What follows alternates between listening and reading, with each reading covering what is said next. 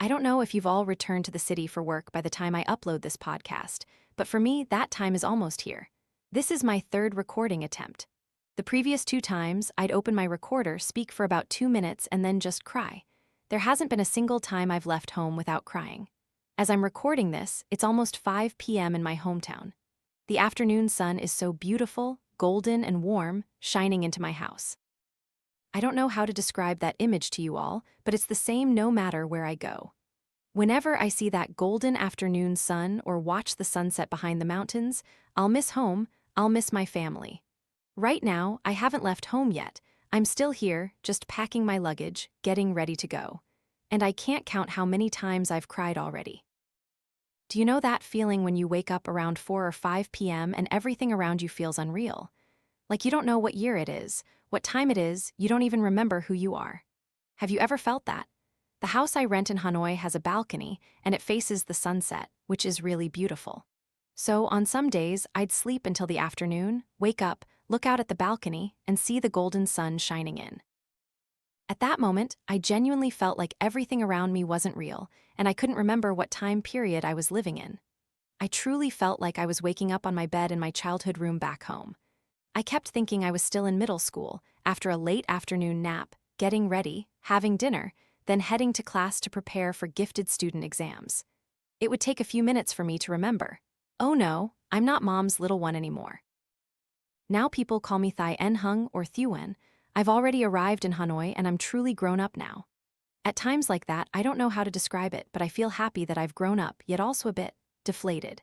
Deflated might not be the right word, but I get this feeling like, I can't believe I'm this grown up. It's as if just yesterday I was still at home, just eating, playing, getting ready, going to extra classes, preparing for specialized exams. When I'm in the city, if friends call on the weekend and ask where I am or if I want to hang out, I'll always say, I'm at my rented room, or I'm in my room. I would never say, I'm at home. Because my true home is unique, it's where my family is. Everywhere else, no matter how long I've lived there, even if I spend more time there than at my actual home, I never see it as my home. Even when I'm exhausted from work, I go back to my room, lie down, and sleep. But that's just a state of sleeping to regain strength for tomorrow, to continue working, to continue facing and battling the world. It's only when I come home, eat my mom's cooking, and lie on the bed I've had since childhood that I truly feel, this is when I can genuinely rest. This is when I can set aside all worries and get a truly good night's sleep. I've lived in Hanoi for several years, but honestly, I've never, not for a second, felt like a Hanyun. I've never felt like I belong to this city. It might sound ungrateful, because this city has helped me grow up and given me wonderful opportunities, but everything just stops there. It's only when I step foot back in the small town where my family lives that I truly know, I'm home now, I can rest. Sometimes I wonder if I'm still too young, too childish, or maybe, because I haven't started my own family yet, that I feel this way. Or perhaps anyone who leaves their hometown to start a career in a big city feels the same, feels like they don't belong to that city. They just go there to work, earn money, make new friends, but their true home is unique. My home is only where my parents are. When you talk about the word home, elementary school kids in art class will draw a rectangle with a triangular roof on top. The ones who draw more sloppily or hastily might just draw a rectangle, and that becomes a house. When I learned a little bit about design, not in depth, just enough to know, because I create content and sometimes have to design images, I learned that a rectangle is a very stable shape. It gives people a sense of stability and security. For example, a triangle doesn't have that full, complete squareness or roundness, and a circle isn't stable because it rolls easily. Only a rectangle provides that feeling of steadiness and is difficult to displace.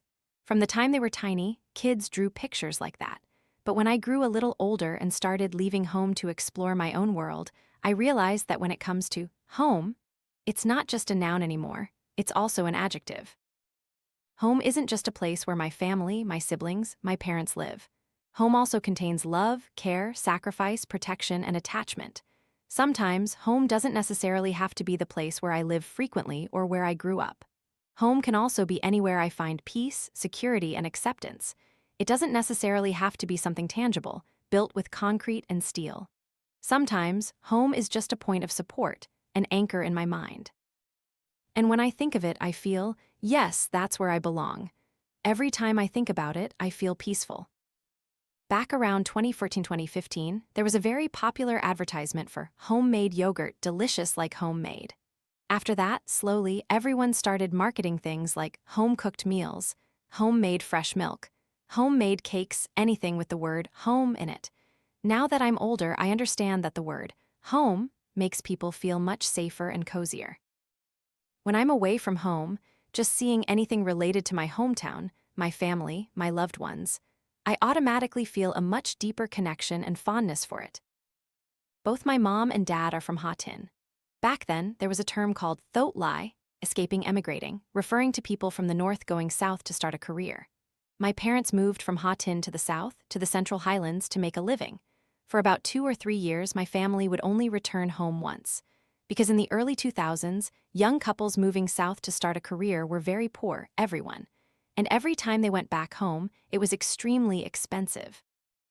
When people with families returned home, it wasn't like single people like us going back. They had to bring tech gifts for relatives and neighbors back home, or if there were any funerals or weddings they'd missed, they had to visit and offer condolences.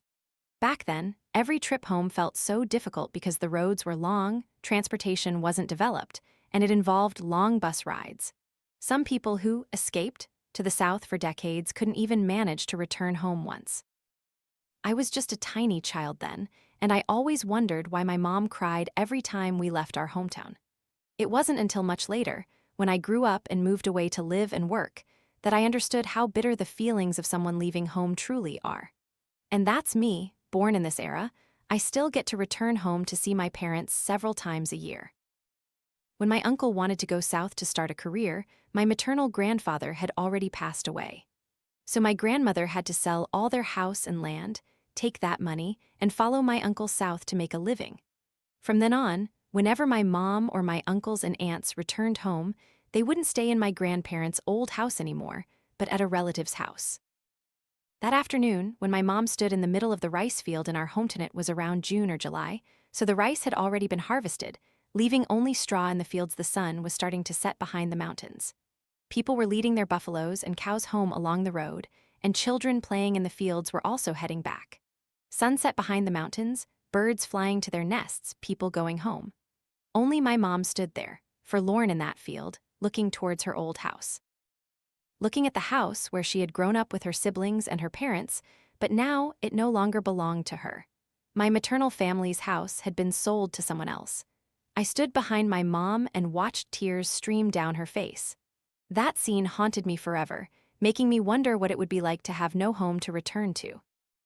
Because home isn't just a place to live. Home is the feeling of belonging, a place filled with memories, things that make up who I am today, connections and relationships that are irreplaceable. So, when that house was gone, it felt like a part of me, a part of my connection was lost. In literature, there's a line, standing by the back gate in the fading light, longing for my mother's village, my heart aches 9 times over. The scene then was exactly like that, everyone. The sunset was beautiful, but so profoundly sorrowful. Thankfully, 1 or 2 years later, my uncle's businesses did very well, they prospered greatly. My grandmother often said, "It's the blessing of our ancestors." So, everyone wanted to buy back the house they had sold. But in the countryside, when people decide to buy a piece of land, they don't buy it for investment like we might. They buy it to build a home and live there for generations. My uncles offered an incredibly high price to buy back that land, but the owners still refused to sell. It's not just me who cries easily.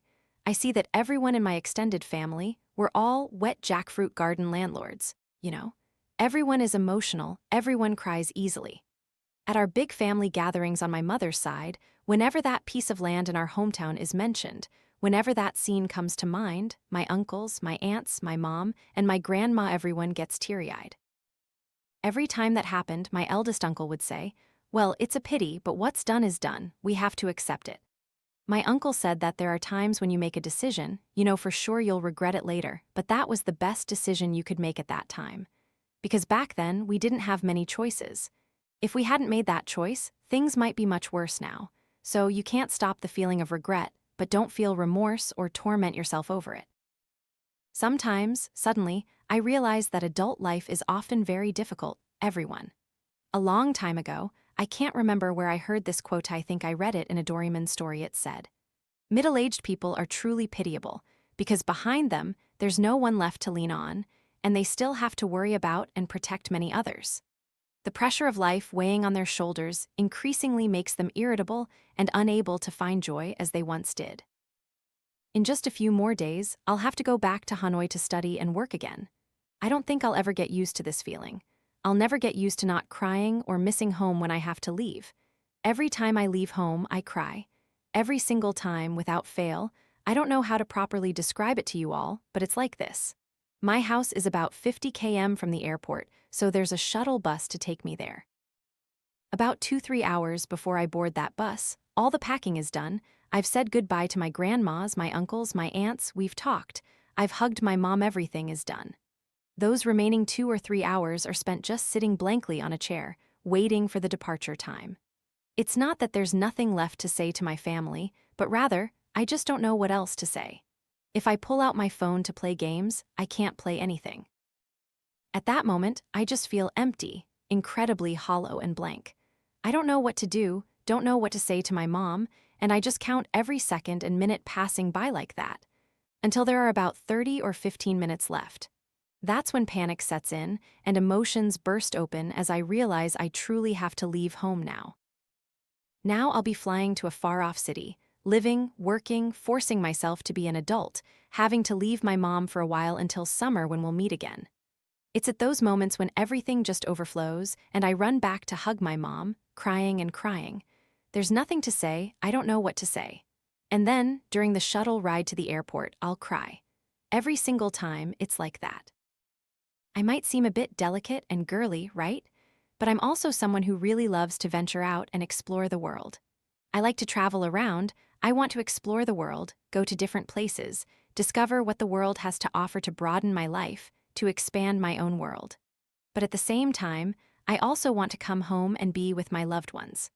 Moments like these are when I'm most conflicted about all my choices and decisions. I don't know if I should stay in the city or go home to be closer to my parents. I'm always pondering that big question in my life. To all of you, my friends, who are far from home or about to leave home, we all have a reason, an ambition, or a passion that makes us choose to leave. So please try your best. When things get too difficult, remember the reason why you had to leave your hometown for the city. So everyone is the same, I'm the same, and you're all the same. Let's keep trying. Tet, summer, or other holidays will come, and we'll meet our loved ones again. Okay, everyone, please keep trying. I care about all of you, all who are far from home, all who miss home. We have to promise each other to be strong, okay?